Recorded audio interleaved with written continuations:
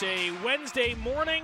Belleville Sens practice is underway here at CAA Arena, and that means it's time to bring you episode 12 of the Belleville Sens podcast. David Foote and Brock Ormond here will recap the last couple of weeks that have not been the best for the Senators, let's say, on the ice, and we'll get you set for a trip to Syracuse as we head into the AHL All-Star break coming up this weekend as well.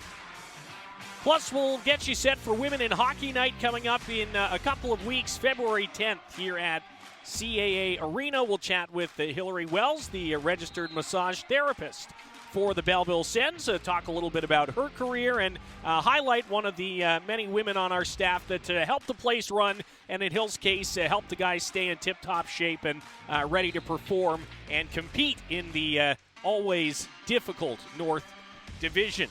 We're seeing that quite a bit right now, Brock, how tight the North Division is becoming again. Belleville, the last time we were on the show, had won 7 games in a row. They were in third place in the division. Things were looking pretty good.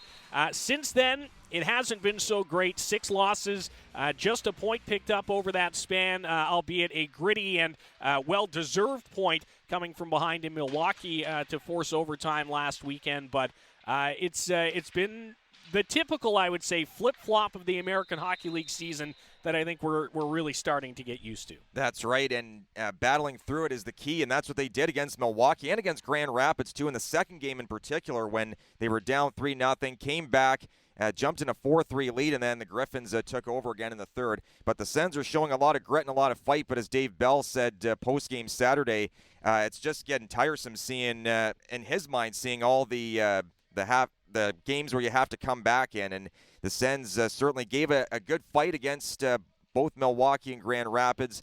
A couple of tough losses against the Laval Rocket as well in that home-and-home about a couple weekends ago. And it's all about just fighting through it, and sometimes you get in those situations where you dig yourself a hole and then just can't get out of it, and not being able to keep the game close at times is what Dave Bell really wants to try and change. It's a good lesson learned for a lot of these guys who some of them are vets in the AHL. They know what going through a losing streak is like, but then you got some new guys like Zach Ostapchuk and Nick Montempalo, who are just dealing with it really for the first time. And Belleville hasn't gone on a whole ton of long losing streaks in their time here in the American Hockey League, but now it's just about finding ways to get through it and try and take every kind of positive you can out of games like that. And even in a game where they couldn't muster a goal against Grand Rapids in the first game, they still made a good fight, and they kept it close right till the end. So Coach Dave Bell knows that he's going to be going into a fight against Syracuse coming up, so finding out strategies and fine-tuning the systems are what need to be done here. But the battle themselves have been good for the Sens. Now it's just about trying to get in a lead and figure out how to hold it. And sometimes you learn those lessons in a long American Hockey League season that can be quite tough to stomach. But in the end, Belleville's a good enough team. They got a lot of talent, and I don't imagine that we'll see too much longer before the Sens start getting on a real long winning streak again. Well, and let's not forget, this Belleville Sens team is quite young. There's a lot of players, as you mentioned, who are in this league for the first time, maybe not playing on a powerhouse like their college or junior team was for the first time. And like you say, really kind of getting used to the fact that there are these ebbs and flows and ups and downs to a professional season. The Senators' average age is 24.22 years. That's it. I mean, that's a young group. The third youngest in the American Hockey League, I believe, by my count, one of the youngest anyway, inside the top 10 at least. Cleveland, Manitoba, Rockford, Texas, San Diego, Abbotsford, Laval, and then Belleville. And there's like less than a half a year between Cleveland and Belleville in terms of the average ages. But, that's what this league is about. It's about learning. It's about going through those growing pains and as you say, coming out better for them on the other side. And, I mean, you look at the division, and basically every team in the North, maybe save for Cleveland, has had a stretch like this season where they have maybe lost 3 or 4 in a row, or they've lost 6 or 7 of 10 while sprinkling in some wins. Like, this is not an uncommon thing to happen for any team in this league. And as you say, the Sens just kind of have to think back to what went well for them a couple of weeks ago. Remember the caliber and the quality that they're able to play at. And just try not to get too frustrated by things. Yeah, that's right, and it's all about growing too. And it's been a roller coaster, like you said, for every team. The Toronto Marlies had a long losing streak at one point. They broke out of it with that 8-0 win against Belleville a couple of weeks ago. So the Sens definitely, it's not going to last forever. Sometimes if you're in the pits of it, and it can weigh on you for sure. A long losing skid can really demoralize you. But like you say, it's a good thing there's 72 games that you can make up for a bad week or a bad couple of weeks. You can pull out a couple of victories, and then you're right back in the thick of things because of how tight the North is, although Cleveland and Syracuse are starting to get a bit of separation. But if the Sens can squeeze into one of those spots, then I don't doubt for a second that this team can get hot and go on a run. But right now they're tied for fifth with Toronto, and only a couple points up on Utica. But they're only 4 points away from jumping Rochester and Laval for third place. So it's not at all out of the realm of possibility that by this time next week, the Belleville Sens could be right back in the thick of things again. And that's exactly what we're talking about is the ebbs and flows and the roller coaster ride of a season. All these points are so important. And with the 32 games left in a 72-game season, the Sens have enough time to try and make up for it. But they cannot afford to be getting down early in games like they were against Grand Rapids, and they can't afford to have to be playing catch-up all the time like Coach Bell said. And I think Dave Bell said something like 28 of the 32 remaining games are in the division. So, I mean, you do the math. That's more than enough opportunity to storm back. And, even this month of 12 games, 11 of them are inside the division. You'll see the Utica Comets 4 times. You'll see the Syracuse Crunch 4 times. You'll see Rochester twice. And then the Hershey Bears come in for Belly's birthday bash on Family Day. So it's an important month in terms of setting up the stretch drive through March and April as we get into February. And as busy as January felt, February might seem worse because there are the same number of games.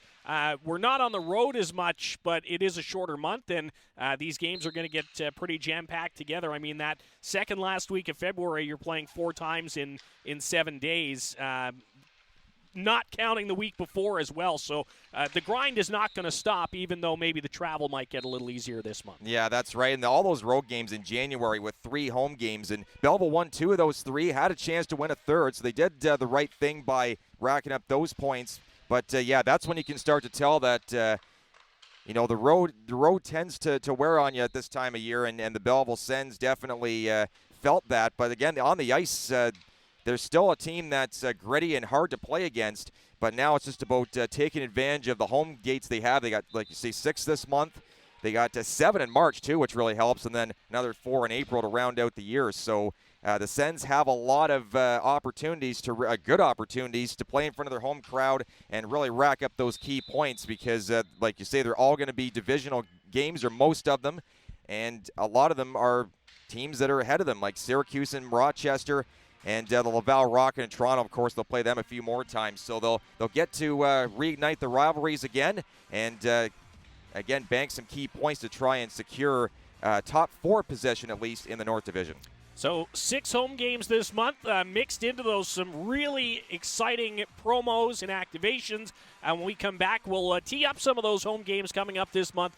Remind you where you can get your tickets, and we'll talk to Hilary Wells, the registered massage therapist for the Belleville Sens, as one of those promo nights is Women in Hockey Night. So stay with us on episode 12 of the Belleville Sens podcast. We'll tee up those upcoming home games, and then we'll get you set for the trip to Syracuse and the AHL All-Star Classic presented by TechCU, which, if you can believe it or not, is coming up this weekend out in San Jose. We're back on the Belleville Sens podcast in just a moment. Stay with us on the Belleville Sens Entertainment Network.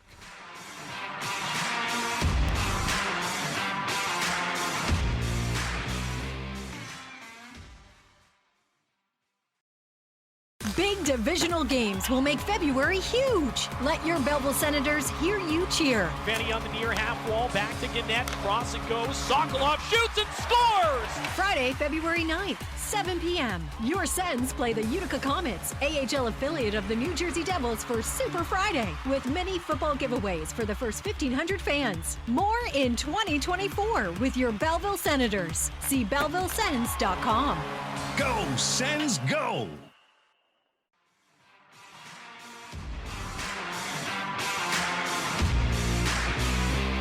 Back on the Belleville Sens podcast, episode number 12 of Season 2. David Foote and Brock Ormond here. Don't forget to subscribe to the show wherever you're listening. Give us a rating and a review. We'd really appreciate that as well. And, of course, thanks for being with us on this week's episode. Before the break, we were talking a little bit about the struggles of this team of late. Belleville trying to get themselves further up the standings. And, again, even with the recent skid, if you want to call it that, Brock mentioned it, Belleville's only a point or two out of a decent playoff spot that would keep them away from that three-game play-in round, which is really the goal, I think, this season is to make the playoffs, finish top three, not have to worry about that 4-5 play-in series. And, again, as we mentioned, some solid performances and picking up some points over the next month is going to do a lot for Belleville in terms of that. Brock mentioned it a bit, but coming into this week, Senators sit fifth in the AHL's North Division. They are 1 point out of fourth. They're only 2 points out of third. And only 9 points out of second, which is held by the Syracuse Crunch, who they'll see again like 4 times or something this month. Angus Crookshank has come back on after a little bit of a dry spell himself. 3 points in Grand Rapids the other night, has him leading the team again. 27 points, 13 of those goals. That's the most for the club as well. Max Gannett still has the most assists at 18. Igor Sokolov with 7 power play goals. Crookshank, Ostapchuk, and Pilon each with 1 shorthanded goal. Tyler Clevin has taken over the crown of top plus-minus for Belleville. The rookie defenseman is +8, and then Mad Sogard, despite not being with the club, still has the best goaltending numbers at 2.48 goals against and a .920 save percentage. So the Sens are figuring it out. Again, they've been really competitive, on that stretch of losses. They were out shooting opponents, I think, 90% of the time. So it's not that the chances aren't coming and that they're, struggling to put a game plan together. They're just not getting a lot of bounces, frankly. And this game tends to come down to those bounces. That's right, and it evens out, too, over the course of the year. When Belleville was on its 7-game winning streak, they were the ones getting the breaks, and, of course, they were playing really well, too. But a lot of fortunate chances and burying their opportunities where then, like you say, it kind of all evens out in the end, because then here they are getting all sorts of chances against Grand Rapids and just can't bury the biscuit. And then when they do, then Grand Rapids comes flying back and gets a couple power plays and takes advantage of them. So that's how the hill rolls in the AHL, and of course the Sens know exactly what's at stake with regards to their divisional seeding or divisional standing, and they got guys back like Angus Crookshank being back is huge. Really helps fortify that offensive line and give Belleville all sorts of opportunities to try and take victories away.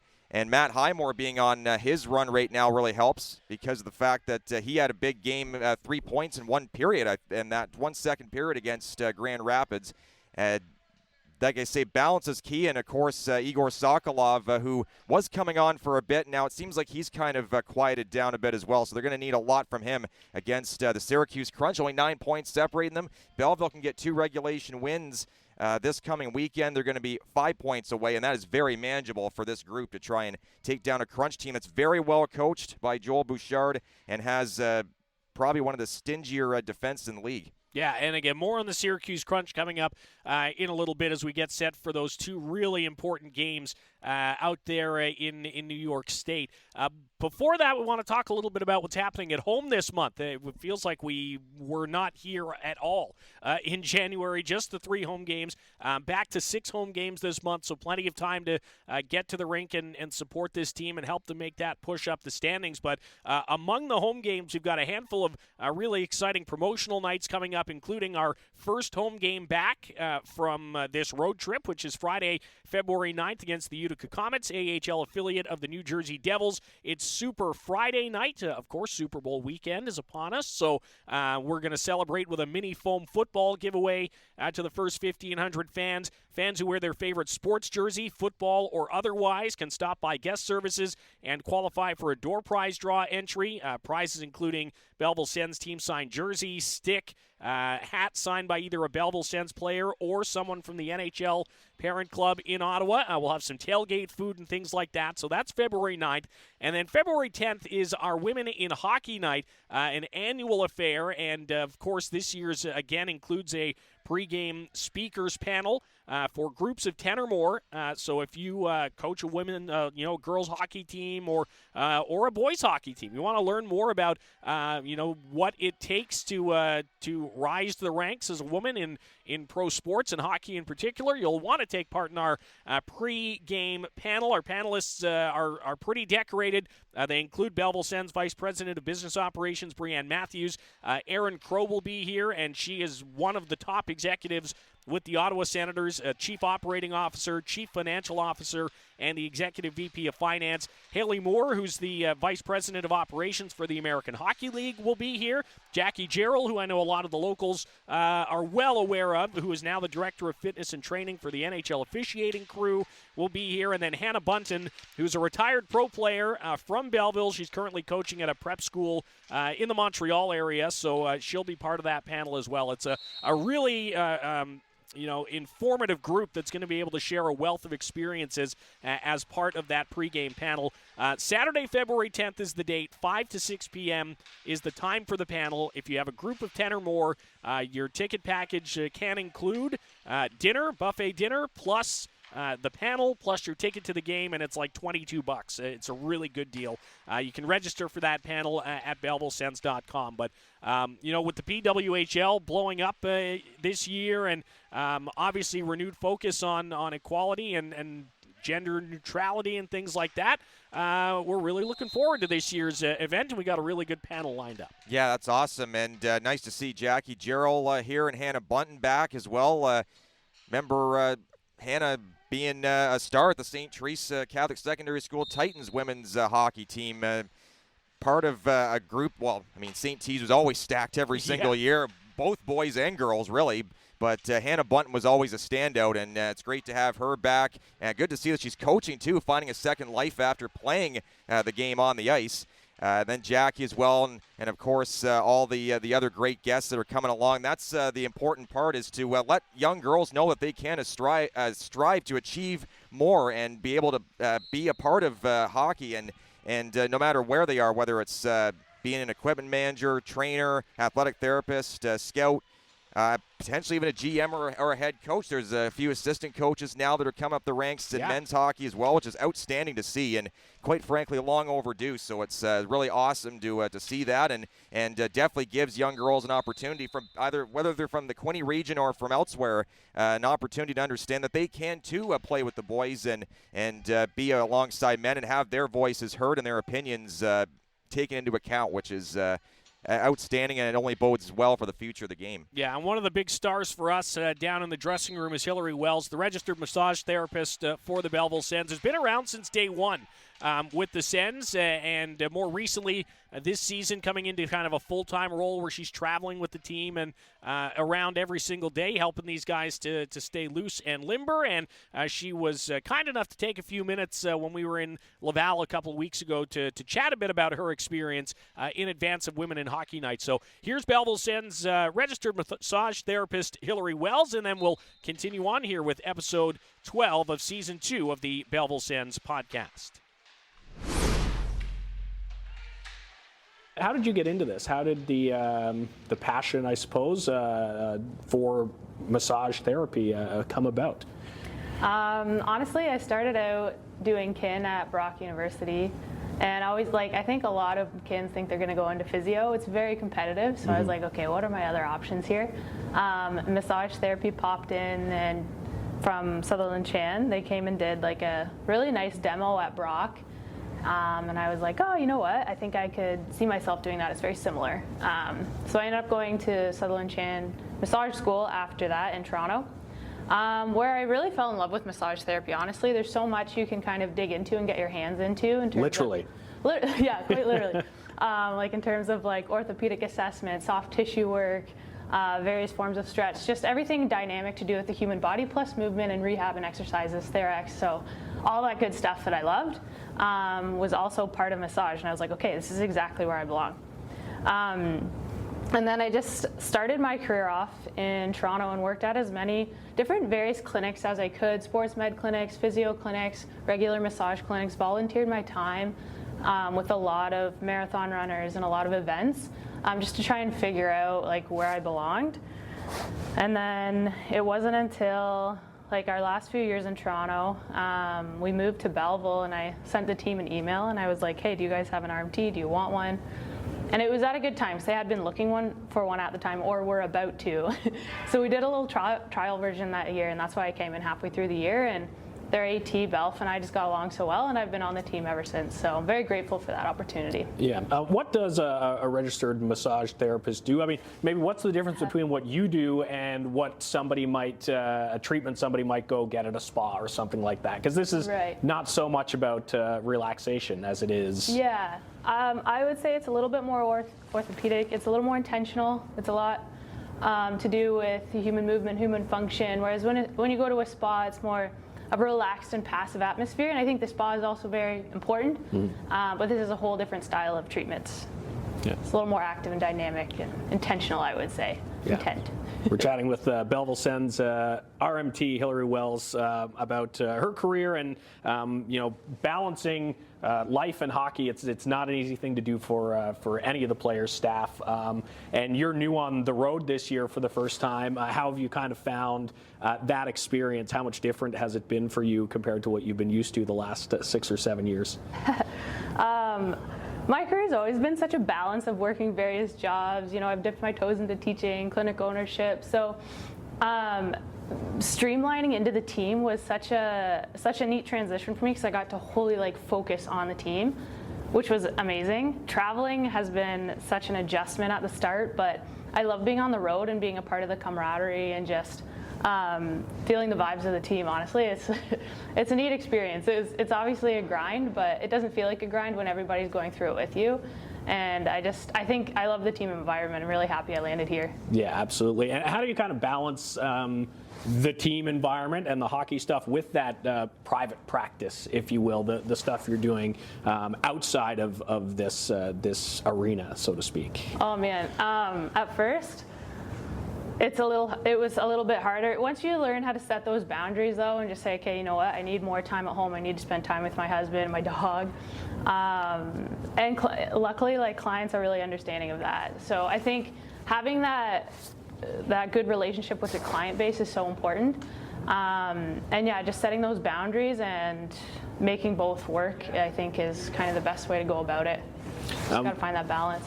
Yeah. What's been your favorite stop on the road so far? I think there's only 1 or 2 more places that we haven't been yet this season, but that's a good question.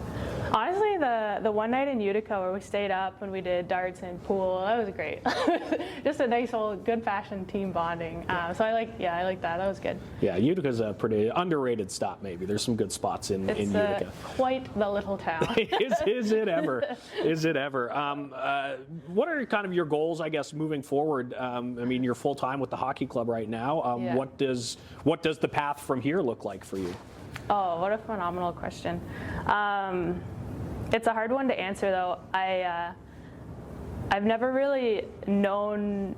Okay, we'll have to cut that part out. Yeah. I'm not really sure what my path was ever supposed to look like. I've just been kind of going with the flow, so to speak.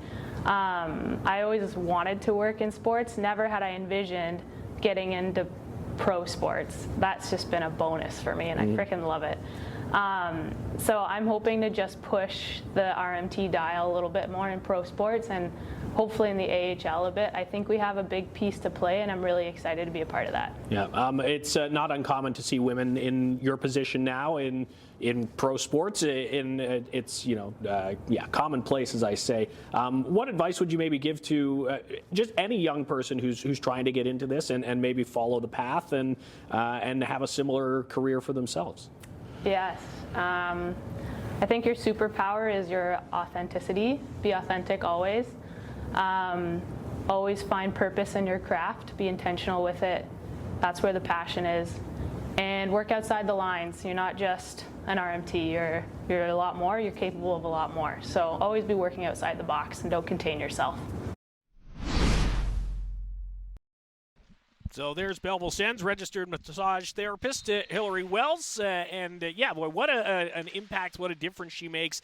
You talk to any of the guys downstairs, and they'll tell you just having that extra, literally, set of hands to help out in terms of the recuperation, the recovery, things like that. It really does make a big difference, especially with the AHL schedule the way that it is, as we talk about all the time.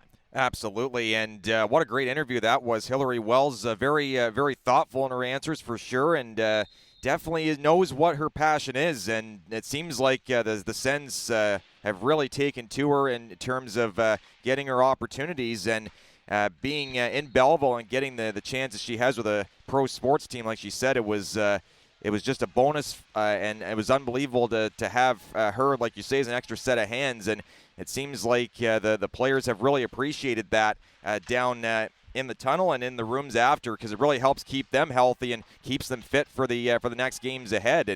And that's more important than I think people realize that aren't involved in the day-to-day operations of a hockey team. So kudos to her, and hopefully she'll really enjoy that Women in Hockey Night on February the 10th, because that's really awesome. Apologies for blowing your eardrums with the music No, there. it's all good. We're really looking forward to Women in Hockey Night on February 10th. Again, if you head to BellevilleSens.com, you've got your group of 10+ that you want to bring to the game, and check out our pregame speakers panel. The ticket includes a buffet dinner, the panel, and your ticket to the game. So head to BellevilleSens.com right now and get registered. Also coming up on February 19th is Belly's Birthday Bash, the Family Day Matinee. There's a post-game skate with CAA after that, with the players, sponsored by CAA after that game. You can register for that as well at BellevilleSens.com, as, again, we're home a little bit more this month, and looking forward to it. We will recap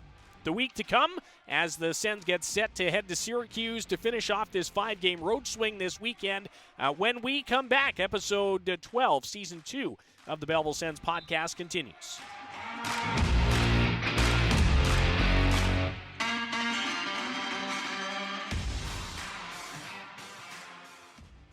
Big divisional games will make February huge. Let your Belleville Senators hear you cheer. And he gets robbed by the left pad of Matt Sogard. Saturday, February 10th, 7 p.m. Sens play the Utica Comets, AHL affiliate of the New Jersey Devils, for Women in Hockey Night, celebrating women in hockey within our community and around the world. Pre-game panel with special guests. More in 2024 with your Belleville Senators. See BellevilleSens.com. Go, Sens, go!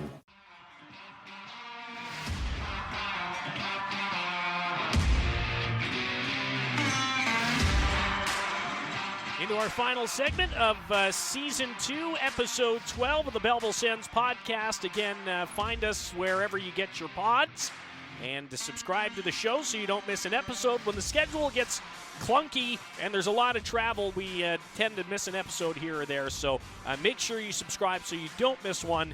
And, of course, a rating and a review will help us out in terms of just growing the show and making it bigger. Practice just wrapping up here at CAA Arena. The guys are finishing off their stretching circle, and we're going to get set to wrap up this episode of the show here shortly as well. But not Brock until we discuss this week's opponent, the Syracuse Crunch, the AHL affiliate, long time now for the Tampa Bay Lightning, a team that currently sits second in the North Division and are trying to catch the Cleveland Monsters. They're only 2 points back of Cleveland. So Syracuse will have first place on their minds, while Belleville will have closing the gap on the Crunch and the Rochester Americans on their mind as they meet at the Upstate Medical University Arena for the first time this season. There are a lot of divisional games to play in the schedule that remains. It's not necessarily a must-win weekend in terms of, do or die, will you miss the playoffs based on a bad weekend. But it's a pretty important couple of games when you look at the position this team is in right now, the recent string of results, and, what turning things around in early February versus late February, early March could mean. That's right, and if you don't get those points in early February, those could come back to haunt you later on, like we've said countless times during the season.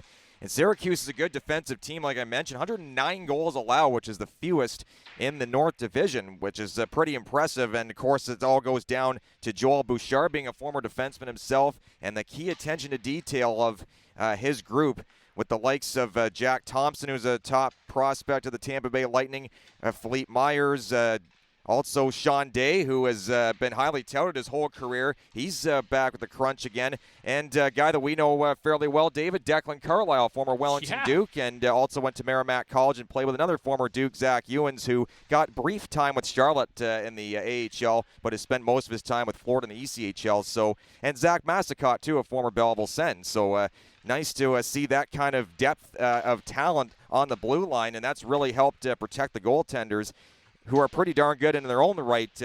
Can overlook Hugo Alnefelt and Matt Tompkins.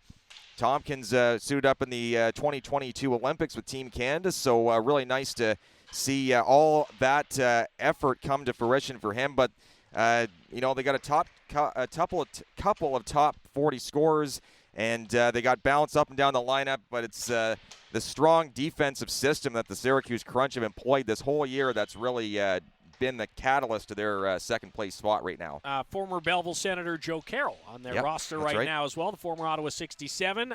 And you mentioned Joel Bouchard in his first year here with the Syracuse Crunch after a long time coaching around the league. Ben Grew was the longtime coach of the Syracuse Crunch. He moved on.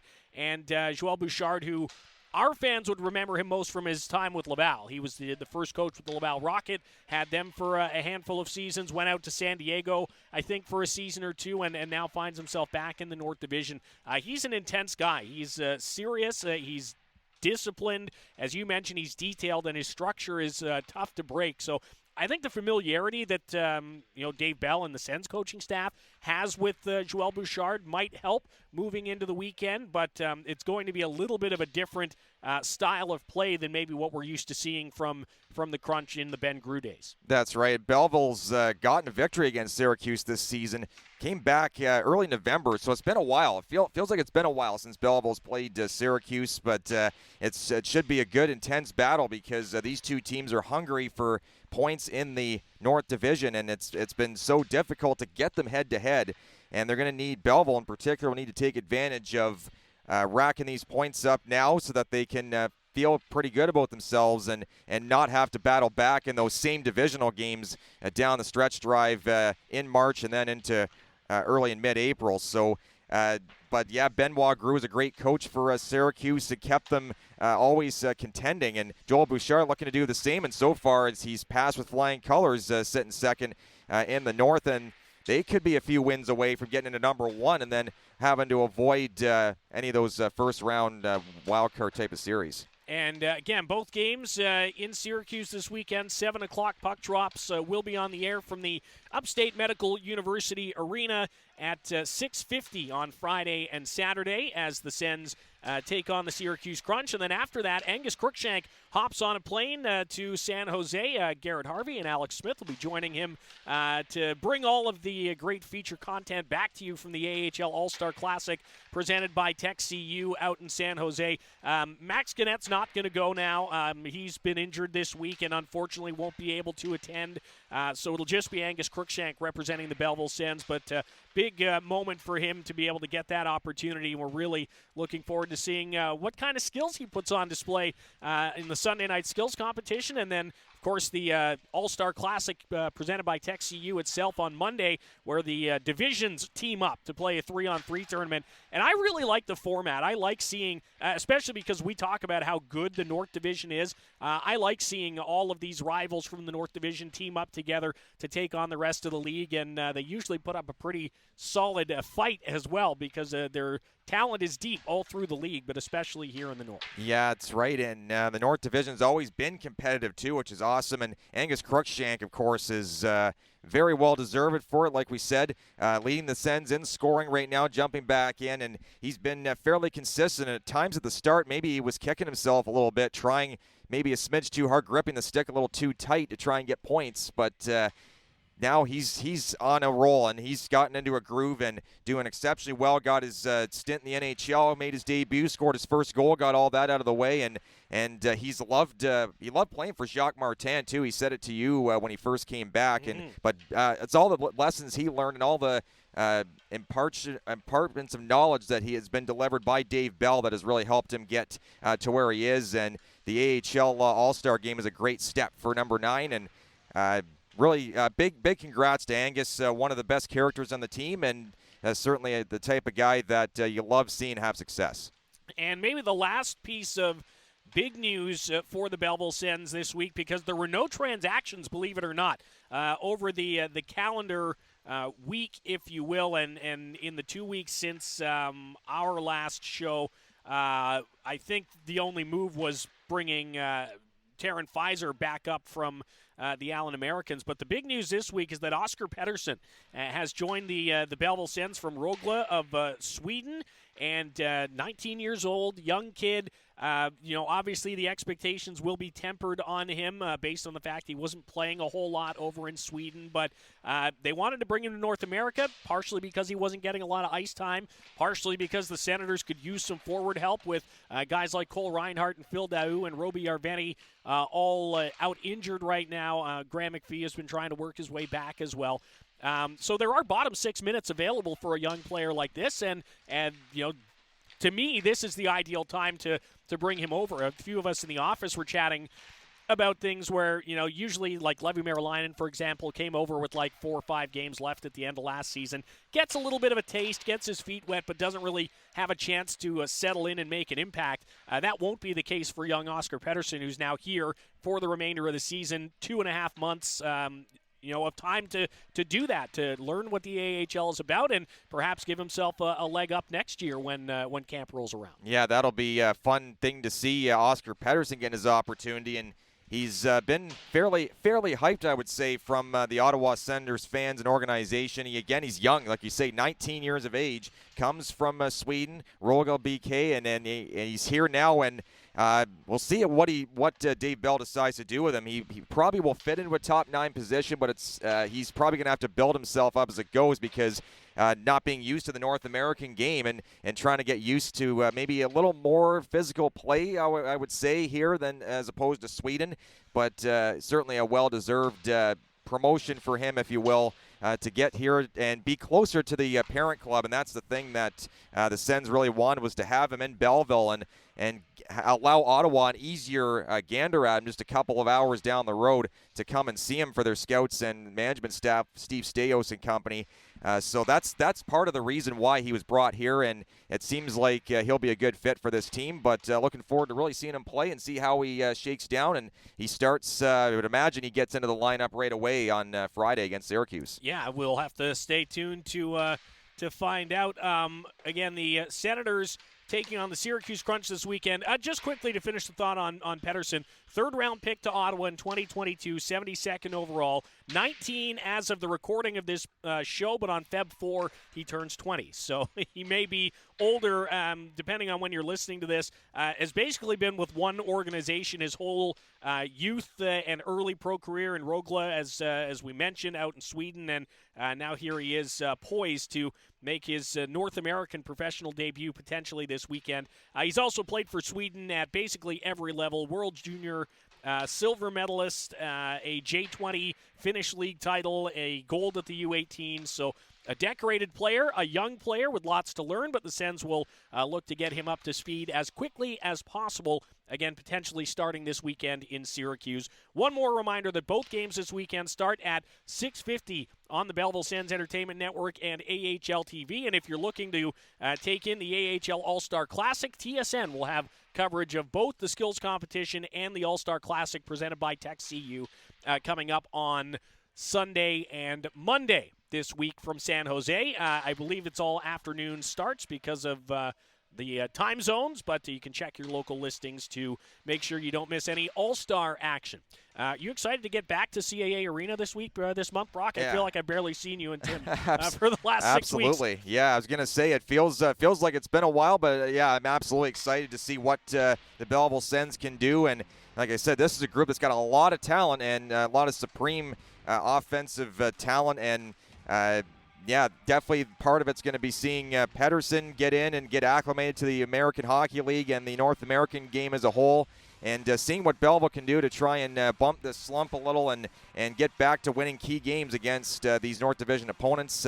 Definitely looking forward to seeing all that and getting back in the booth and checking it all out. Should be pretty good crowds, I would imagine, especially for the games against Utica, who haven't seen a whole lot of this year. In fact, this might be the first couple times we see them next weekend. So definitely looking forward to it, and hopefully we'll see the Belleville Sens get right back to where they belong, and that's in the top echelon of the North Division. You can get your tickets at Ticketmaster.ca or BellevilleSens.com, the team website as well. More details for Women in Hockey Night, Super Friday, Belly's Birthday Bash, and all of our other promos as well. We will leave you with this week's highlight of the week, Matt Highmore with a snipe and celly in Grand Rapids on the weekend. That's it for episode number 12 of Season 2. We'll talk to you next time on the Belleville Sens podcast.